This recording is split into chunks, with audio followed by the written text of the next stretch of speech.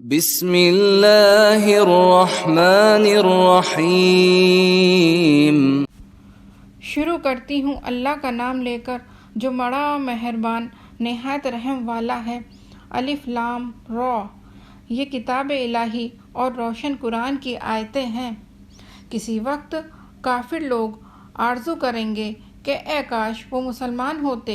اے نبی، ان کو ان کے حال پر رہنے دو کہ کھا پی لیں اور فائدہ اٹھا لیں، اور لمبی لمبی آرزویں ان کو دنیا میں مشغول کیے رکھیں۔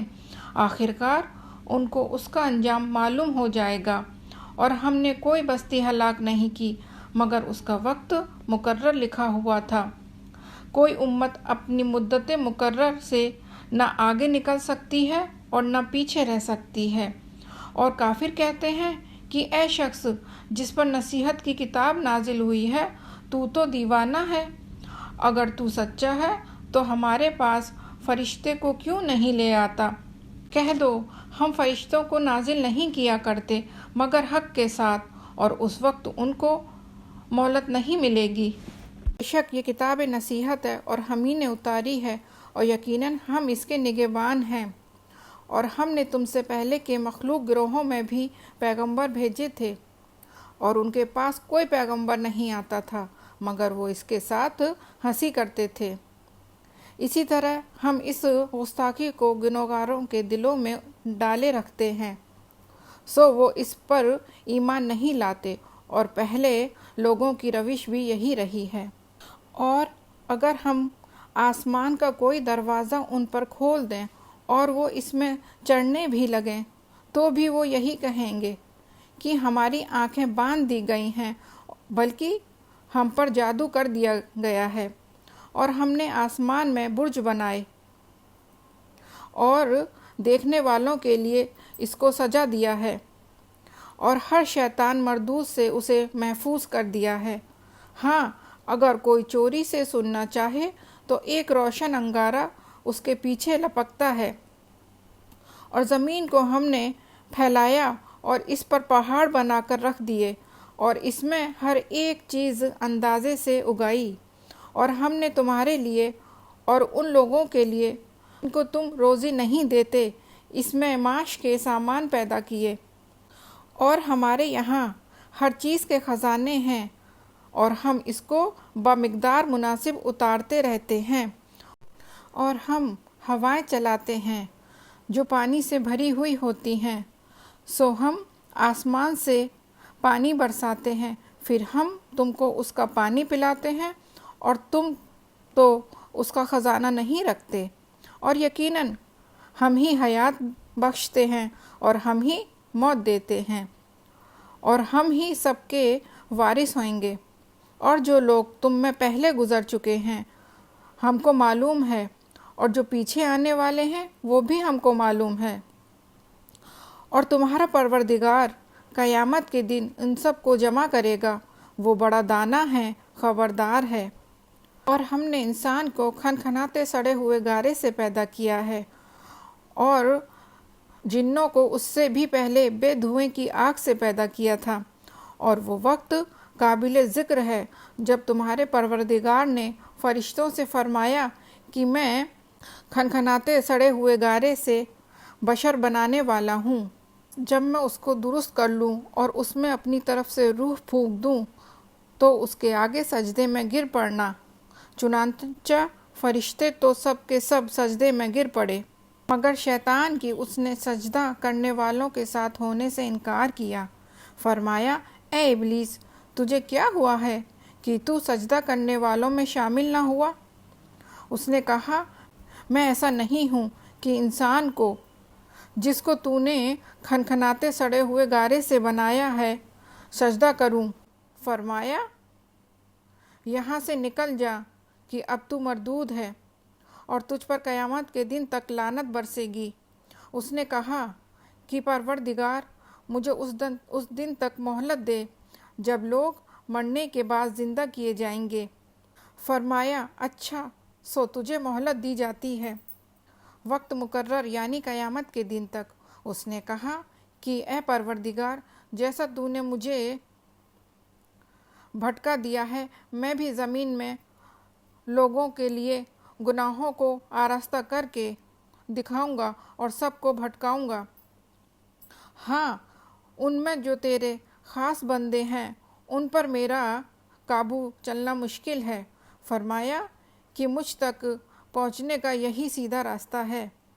جو میرے خاص بندے ہیں ان پر تجھے کچھ قدرت نہیں کہ ان کو گناہ میں ڈال سکے۔ ہاں، بدراہوں میں سے جو تیرے پیچھے چل پڑے، اور ان سب کے وعدے کی جگہ جہنم ہے، اس کے 7 دروازے ہیں اور ہر ایک دروازے کے لیے ایک الگ حصہ ہے۔ جو متقی ہیں وہ باغوں اور چشموں میں ہوں گے، اور ان سے کہا جائے گا کہ ان میں سلامتی، امن اور اطمینان سے داخل ہو جاؤ، اور ان کے دلوں میں جو کدورت ہوگی ہم اسے نکال دیں گے۔ گویا بھائی بھائی مسندوں پر ایک دوسرے کے سامنے بیٹھے ہوں گے، نہ انہیں وہاں کوئی تکلیف پہنچے گی اور نہ وہ وہاں سے نکالے جائیں گے۔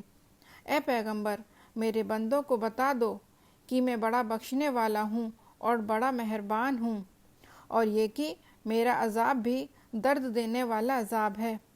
اور ان کو ابراہیم کے مہمانوں کا احوال سنا دو۔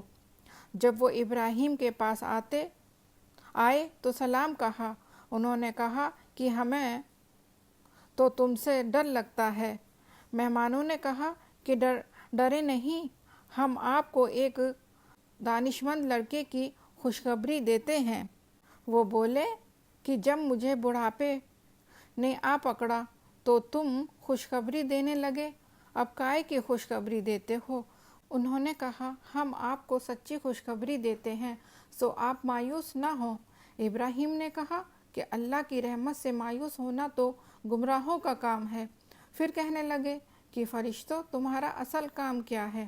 انہوں نے کہا ہم ایک گنہگار قوم کی طرف بھیجے گئے ہیں کہ اس کو عذاب کریں، مگر لوط کے گھر والے کی ان سب کو ہم بچا لیں گے، البتہ ان کی بیوی کی اس کے لیے ہم نے ٹھہرا دیا ہے کہ وہ پیچھے رہ جائے گی۔ پھر جب فرشتے لوط کے گھر آئے تو انہوں نے کہا کہ تم تو ناآشنا سے لوگ ہو۔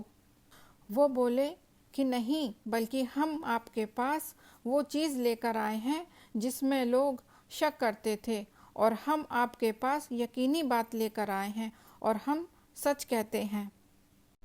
تو آپ کچھ رات رہے سے اپنے گھر والوں کو لے نکلیں اور خود ان کے پیچھے چلیں، اور آپ میں سے کوئی شخص پیچھے مڑ کر نہ دیکھے، اور جہاں آپ کو حکم ہو وہاں چلے جائیں۔ اور ہم نے لوط کی طرف وحی بھیجی کہ ان لوگوں کی جڑ صبح ہوتے ہوتے کاٹ دی جائے گی، اور اہل شہر لوط کے پاس خوش خوش دوڑے آئے۔ لوط نے کہا کہ یہ میرے مہمان ہیں، کہیں ان کے بارے میں مجھے رسوا نہ کرنا، اور اللہ سے ڈرو اور میری بے آبرو نہ کرو۔ وہ بولے کیا ہم نے تم کو سارے جہان کی حمایت و طرفداری سے منع نہیں کیا؟ انہوں نے کہا کہ اگر تمہیں کرنا ہی ہے تو یہ میری قوم کی لڑکیاں ہیں، ان سے شادی کر لو۔ اے نبی، تمہارے جان کی قسم، وہ اپنی مستی میں مدہوش ہو رہے تھے، سو ان کو سورج نکلتے نکلتے چنگھاڑ نے پکڑا، اور ہم نے ان بستیوں کو الٹ کر نیچے اوپر کر دیا اور ان پر کھنگڑ کی پتھریاں برسائیں۔ بے شک اس قصے میں اہل فراست کے لیے نشانی ہے، اور وہ بستیاں اب تک شام جانے والے سیدھے رستے پر موجود ہیں۔ بے شک اس میں ایمان لانے والوں کے لیے نشانی ہے، اور بن کے رہنے والے یعنی قوم شعیب کے لوگ بھی گنہگار تھے، تو ہم نے ان سے بھی بدلہ لیا، اور یہ دونوں شہر کھلے راستے پر موجود ہیں۔ اور وادی ہجر کے رہنے والوں نے بھی پیغمبروں کی تکذیب کی، ہم نے ان کو اپنی نشانیاں دیں اور وہ ان سے منہ پھیرتے رہے، اور وہ پہاڑوں کو تراش کر گھر بناتے تھے کہ امن و اطمینان سے رہیں گے۔ آخر زوردار آندھی نے ان کو صبح ہوتے ہوتے آ پکڑا، اور جو کام وہ کرتے تھے وہ ان کے کچھ بھی کام نہ آئے، اور ہم نے آسمان اور زمین اور جو اور جو مخلوقات ان میں ہیں سب کو تدبیر کے ساتھ پیدا کیا ہے، اور قیامت تو ضرور آ کر رہے گی، تو تم ان لوگوں سے اچھی طرح درگزر کرو۔ کچھ شک نہیں کہ تمہارا پروردگار ہی سب کچھ پیدا کرنے والا ہے اور جاننے والا ہے۔ اور ہم نے تم کو 7 آیتیں جو نماز میں دہرا کر پڑھی جاتی ہیں، یعنی سورۃ الفاتحہ اور عظمت والا قرآن عطا فرمایا۔ ہم نے کفار کی کئی جماعتوں کو جن کو فوائد دنیاوی سے نوازا ہے، تم ان کی طرف رغبت سے آنکھ اٹھا کر نہ دیکھنا اور نہ ان کے حال پر رنج و غم کرنا، اور مومن کے ساتھ تواضع سے پیش آنا، اور کہہ دو کہ میں تو اعلانیہ ڈرانے والا ہوں۔ اور ہم ان کفار پر اسی طرح عذاب نازل کریں گے جس طرح ان لوگوں پر نازل کیا جنہوں نے تقسیم کر دیا، یعنی قرآن کو کچھ ماننے اور کچھ نہ ماننے سے ٹکڑے ٹکڑے کر ڈالا۔ سو تمہارے پروردگار کی قسم، ہم ان سے ضرور پرسش کریں گے ان کاموں کی جو وہ کرتے رہے۔ پس جو حکم تم کو اللہ کی طرف سے ملا ہے وہ لوگوں کو بے دھڑک سنا دو، اور مشرکوں کا ذرا خیال نہ کرو۔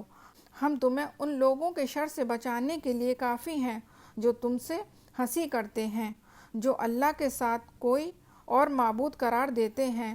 سو ان قریب ان کو ان باتوں کا انجام معلوم ہو جائے گا، اور ہم جانتے ہیں کہ ان کی باتوں سے تمہارا دل تنگ ہوتا ہے، تو تم اپنے پروردگار کی تسبیح کہتے رہو اور اس کی خوبیاں بیان کرتے رہو، اور سجدے کرنے والوں میں سے ہو جاؤ، اور اپنے پروردگار کی عبادت کیے جاؤ یہاں تک کہ تمہیں موت کا وقت آ جائے۔